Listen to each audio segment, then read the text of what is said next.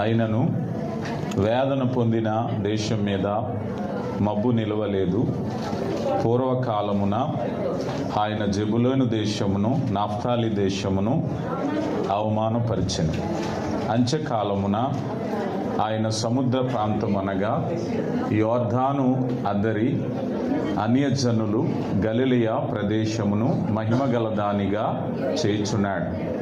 చీకటిలో నడుచు జనులు గొప్ప వెలుగు చూచుచున్నారు. మరణఛాయ గల దేశంలో మాసులు వెలుగు ప్రకాశించెను అన్నారు. ప్రియులారా, ఇలా చెప్పుకుంటూ వెళ్ళిపోతూ 9వ 6వ వచనంలోకి వచ్చేసరికి ఏలయనగా మనకి కుమారుడు పుట్టెను అన్నారు. ఈ మాటలు జాగ్రత్తగా చూస్తే గలిలయ, నఫ్తాలి ఈ ప్రాంతాలు ఒకప్పుడు మబ్బు కలిగిన ప్రదేశాలు, ఒకప్పుడు అవమానకరమైన ప్రదేశాలు, ఒకప్పుడు వేదనకరమైన ప్రదేశాలు. ఆ ప్రదేశాలలో మార్పు కుమారుడు జన్మించటం ద్వారా జరిగింది అన్నారు. ఈరోజు క్రిస్మస్ ప్రపంచవ్యాప్తంగా జరుగుతుంది. Biggest festival in the world. ప్రపంచంలోనే అతిపెద్ద వేడుక క్రిస్మస్. ఈరోజు ఢిల్లీలో ప్రధానమంత్రి గారు కూడా ఆయన క్రిస్మస్లో పాల్గొన్నారు. అనేక విమర్శలున్న భక్త విశ్వాసమా ప్రజా సంక్షేమమా అని ఆలోచన చేస్తే క్రిస్మస్లో ఒక ముఖ్యమైన ఒకే ఒక అంశం ఏమిటంటే వ్యక్తిగతంగా క్రీస్తు ప్రభువుని స్వీకరించటం. ఎప్పుడైతే ప్రభువుని వ్యక్తిగతంగా మనం స్వీకరిస్తున్నామో అదే నిజ క్రిస్మస్.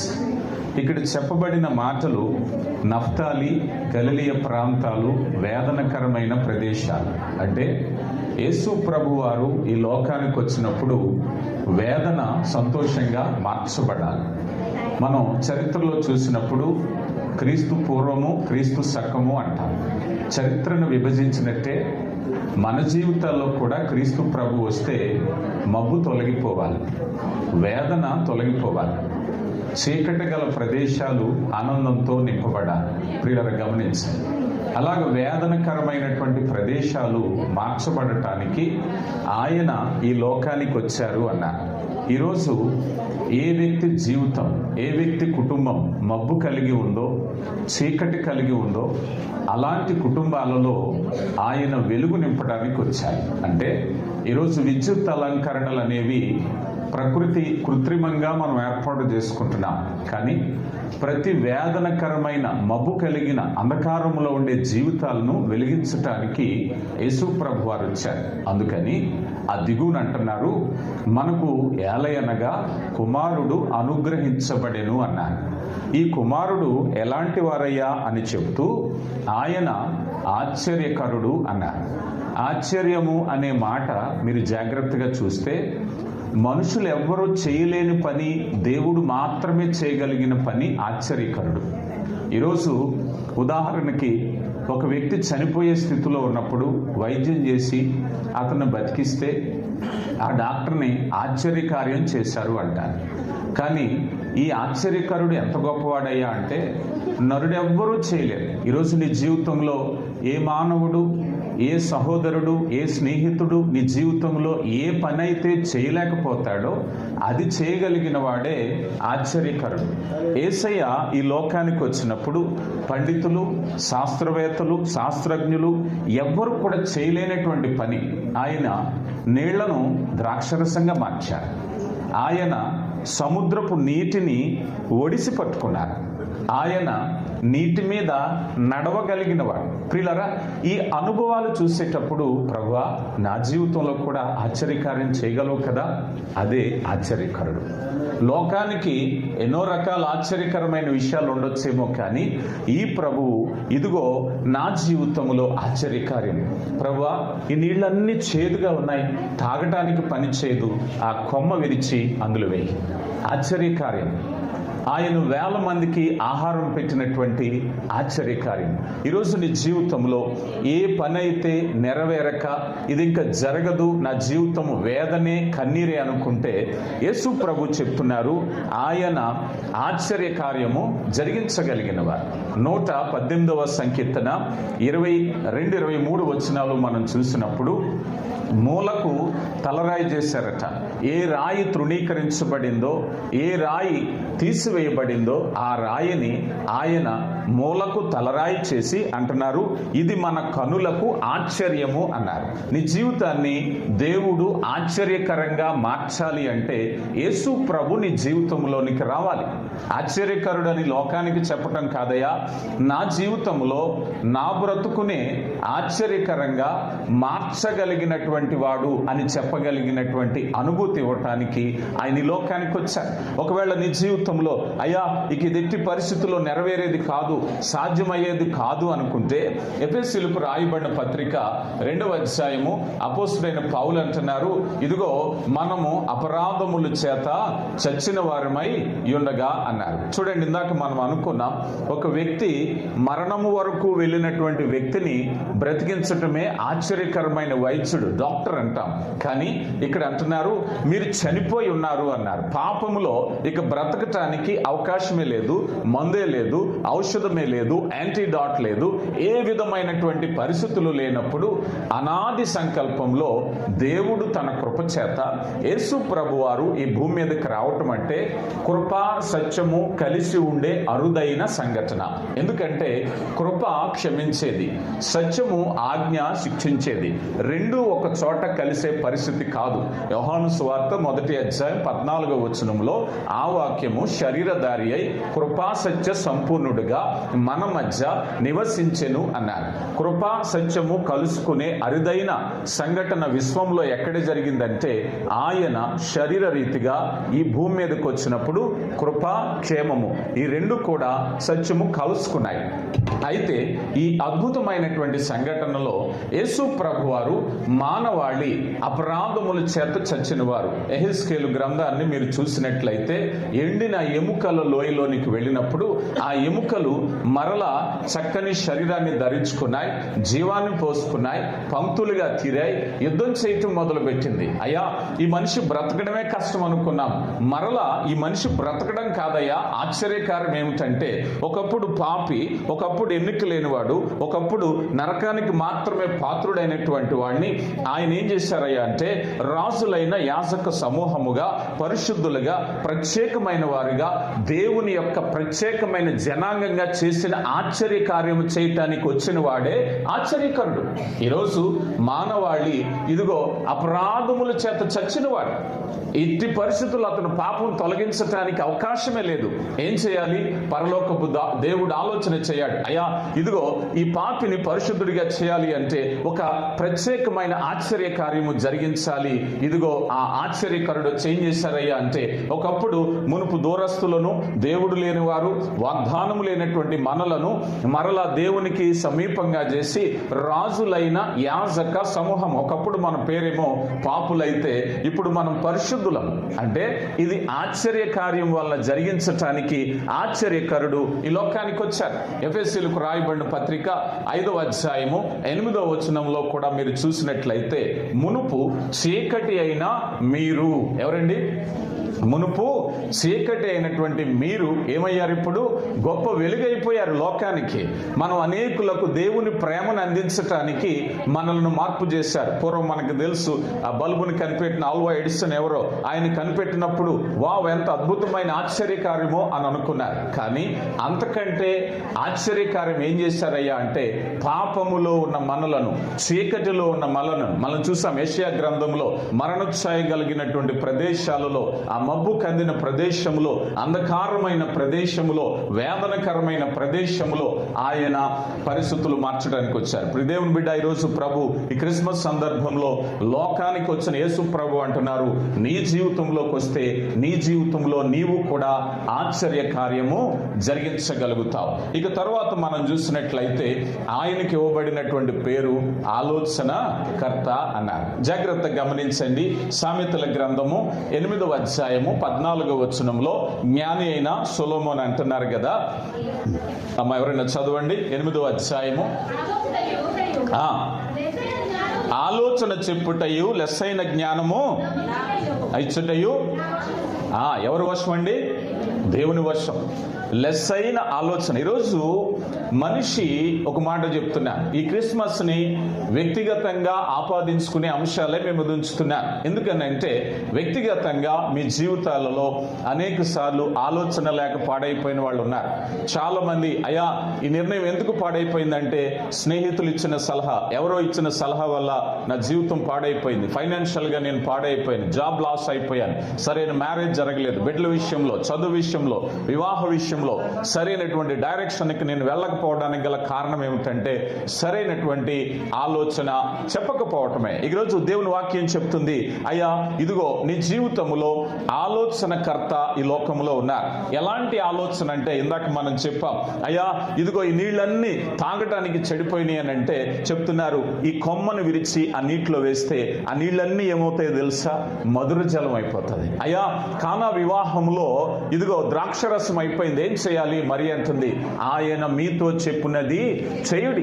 ఆ బాణలు నింపినప్పుడు అవి మధురమైన ద్రాక్షరసముగా మారిపోయింది.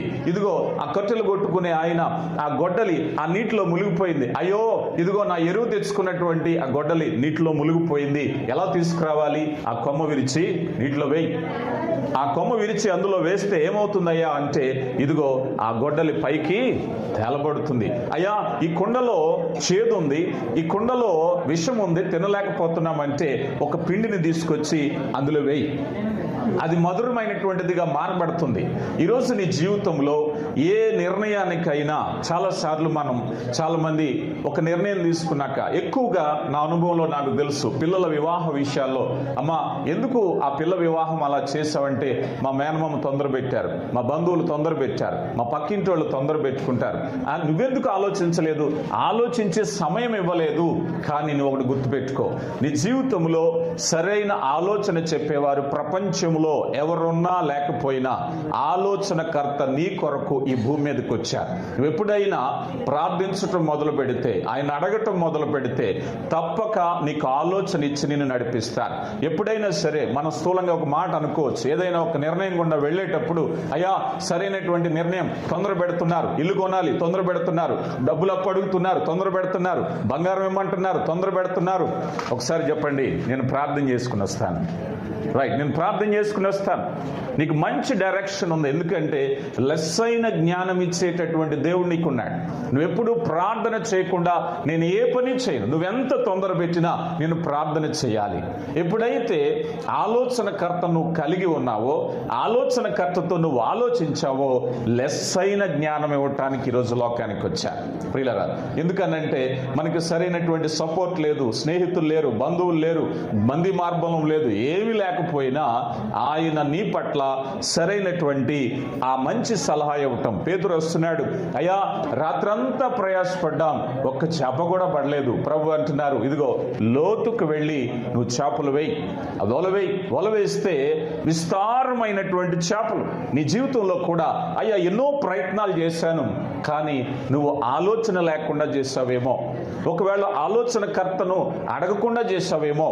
ఆలోచనకర్త చేస్తున్నారు, అయ్యా ఫైనాన్షియల్ గా నేను సరైన నిర్ణయాలు తీసుకోవట్లేదు. చాలా మంది అంటారు, అయ్యా నా జీవితంలో ప్రతివారు నన్ను మోసం చేస్తున్నారు, అనేక సార్లు మోసపోయాను. అది నీ పొరపాటు, అది నీ బలహీనత.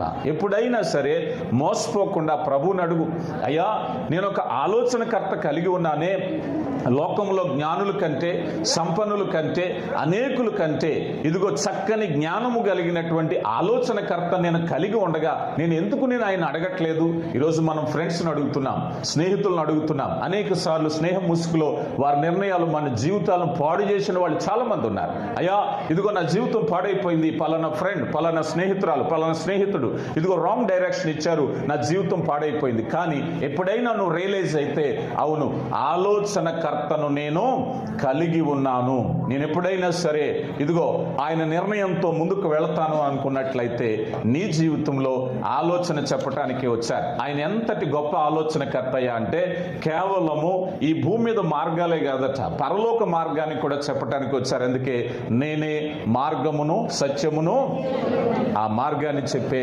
ఆలోచన చెప్పటానికి వచ్చారు. కనుక ప్రియులారా, ఇదిగో నీకు ఉపదేశము చెప్పి నువ్వు నడవలసిన మార్గములను నీకు బోధించేదను. 32వ సంకీర్తన 8వ చరణంలో చెప్తూ ఉన్నారు. కనుక ప్రియులారా, ఈ విషయాల్లో మనం చూస్తే నీకు ఒకవేళ ఫైనాన్షియల్ లేకపోతే ఏ విధమైన ఫ్యామిలీ పరమైన ఏ కష్టం వచ్చినప్పటికీ కూడా ఇదిగో దైవజనుడి దగ్గరికి వచ్చి ఒక ఆమె అంటుంది, దైవజనుడా ఇదిగో నా భర్త చనిపోయాడు, అప్పులు వారు వచ్చి నా బిడ్డలిద్దరినీ తీసుకెళ్ళిపోతున్నారు, ఏం చేయాలి? అమ్మా నీ దగ్గర ఎన్ని కొండలు ఉన్నాయి, ఇరుగు పొరుగు వారి దగ్గర తీసుకొచ్చి అక్కడ పెట్టు.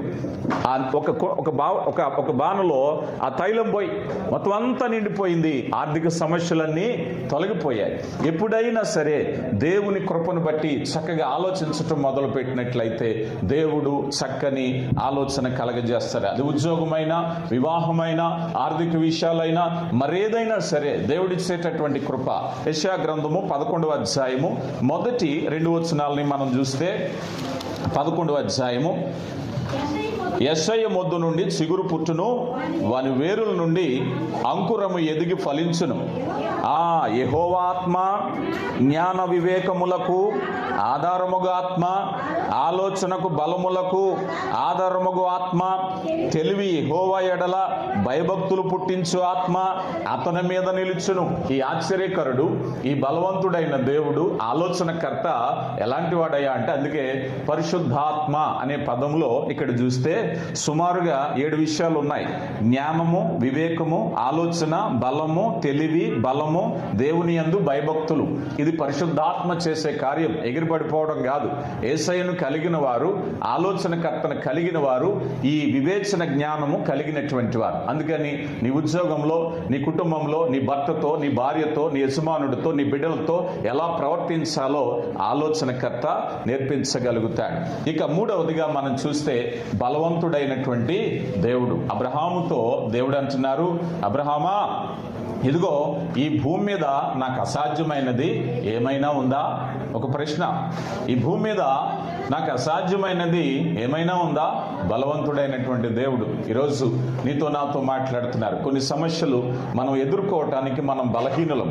మానవుడు ఎంత బలహీనుడంటే పరలోకం చేరుకోవటానికి బలహీనుడు, పాపాన్ని తొలగించుకోవటానికి బలహీనుడు. అప్పుడు ఆ బలహీనుడైనటువంటి ఆ వ్యక్తిని దేవుడు బలపరచటానికి భూమి మీదకి వచ్చారు. ఆయనే బలవంతుడైన దేవుడు. అయ్యా, మా పాపాల సంఖ్యల నుంచి, మా అపరాధాల సంఖ్యల నుంచి ఎవరు మమ్మల్ని విడిపించగలరు అంటే, ఇదిగో సంసోను చాలా బలవంతుడే, కానీ అతని అపరాధం అతను ఏం చేసిందంటే, ఆ బలాఢ్యుడు వంటగదిలో తిరగలి విసురువాడాయను. చాలాసార్లు మన పాపం మనల్ని బలహీనులు చేస్తుంది. మన పాపం మనల్ని ఆర్థికంగా బలహీనులు చేస్తుంది. మన పాపం మనల్ని అనారోగ్యం పాలు చేస్తుంది. మన పాపం మనల్ని కుటుంబంలో సమస్యలు తెచ్చిపెడుతుంది. అలాంటి బలహీనతల్లో నుంచి, ప్రభువా ఈ వ్యసనము, ఈ బలహీనత నుంచి నేను ఎలా బయటికి రావాలి అని అంటే, ప్రభు చెప్తున్నాడు బలవంతుడైన దేవుడు. ఆయన అంటున్నారు, ఆయన దగ్గరికి ప్రతిసారి నువ్వు వెళ్ళి నువ్వు ఏ విధమైన రిక్వెస్ట్, ఏ విధమైనటువంటి విజ్ఞాపన ఆయన దగ్గర పెడుతున్నావు. ఆయన ఏమంటున్నాడంటే, నేను బలవంతుడిని, నీ సమస్య కంటే బలవంతుడిని. నువ్వే సమస్యతో నువ్వు ఉన్నావో ఆ సమస్యలన్నిటినీ అధిగమించగలిగినటువంటి దేవుడు. కనుక ప్రియులరా, ఈ విషయాలను గురించి నేను ఇంకెక్కువ వివరించను కానీ సమయాతీతం అవుతుంది. దేవుని కృపను బట్టి ఈ క్రిస్మస్ అనేటువంటిది వ్యక్తిగతంగా మనకు ఆలోచన చెప్పేది, వ్యక్తిగతంగా మనల్ని బలపరిచేటటువంటిది, వ్యక్తిగతంగా మనల్ని శక్తితో నింపేది. నువ్వు ఎప్పుడైతే ఆ మెస్సయ్యను కలిగి ఉంటున్నావో, ఆ మెస్సయ్యలో ఉండేటటువంటి ఆనందాన్ని, పరిపూర్ణమైన సంతోషాన్ని అనుభవించడానికి ఉంటుంది. లేదా 2025 సంవత్సరాల పూర్వం జరిగినది ఇప్పటికీ కూడా చాలా శరీరాలు, చాలా వ్యక్తుల జీవితాలు బలహీనంగానే ఉన్నాయి. చాలా జీవితాలు ఆశ్చర్యకార్యము చూడలేదు. కారణం ఏమిటో తెలుసా? యేసు ప్రభుని వారి జీవితంలో కలిగి లేకపోవటమే.